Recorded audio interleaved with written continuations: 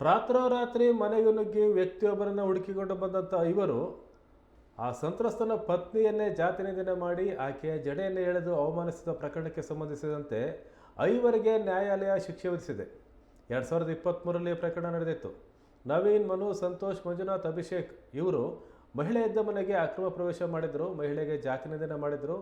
ನಂತರ ಮಹಿಳೆಗೆ ದೈಹಿಕ ಕಿರುಕುಳ ಸಹ ಕೊಟ್ಟಿದ್ದರು. ಈ ಸಂಬಂಧ ಭದ್ರಾವತಿ ಗ್ರಾಮಾಂತರ ಪೊಲೀಸ್ ಠಾಣೆಯಲ್ಲಿ ಪ್ರಕರಣ ದಾಖಲಾಗಿತ್ತು. ಕೋರ್ಟ್ಗೆ ಪೊಲೀಸರು ಚಾರ್ಜ್ ಶೀಟ್ ಸಲ್ಲಿಸಿದರು.